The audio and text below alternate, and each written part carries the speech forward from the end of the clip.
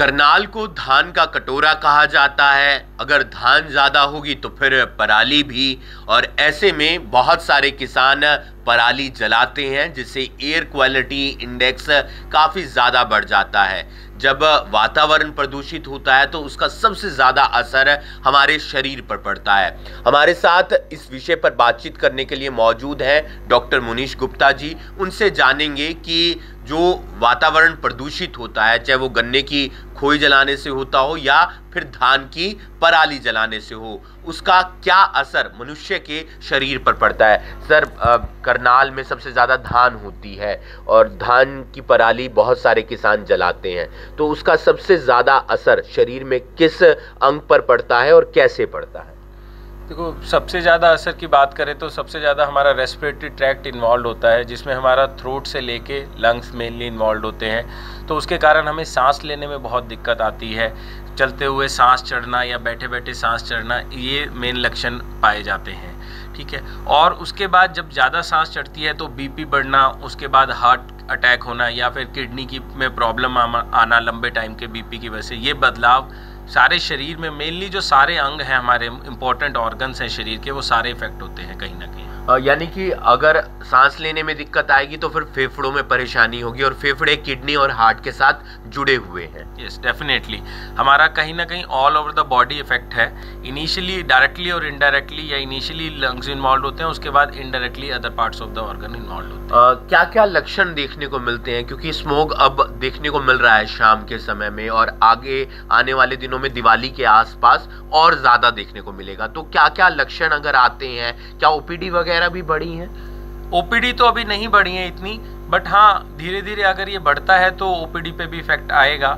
और कारण ये है कि इसके लक्षण मेनली थ्रोट में पेन होना, गले में सांस की दिक्कत आना, जुकाम ज़्यादा होना, गले में कुछ निगलते टाइम, कुछ खाते टाइम गले में दर्द होना, और अगर किसी को पुरानी फेफड़े की दिक्कत है जैसे सीओपीडी या अस्थमा, उनको ज़्यादा प्रॉब्लम आती है और सांस लेना ज़्यादा मुश्किल हो जाता है उनके लिए। तो जैसे आपने बताया कि फेफड़े की दिक्कत होती है, तो क्या फिर एडमिट होना पड़ता है? क्या वो किडनी पर भी प्रभावित होता है?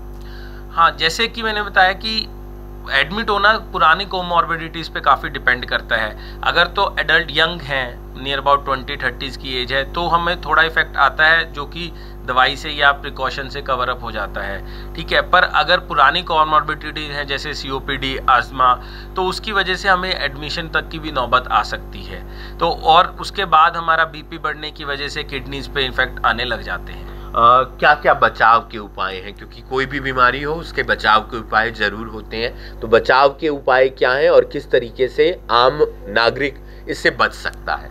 देखो, इसके लिए बचाव ही जरूरी है।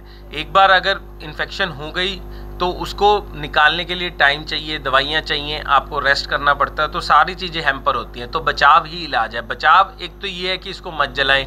सरकार की तरफ से भी काफ़ी इंडिकेशंस आती हैं, ऐसा काफ़ी नॉर्म्स आ गए हैं कि सरकार थोड़ा बहुत पैसे भी दे रही है, प्रोत्साहन राशि भी दे रही है।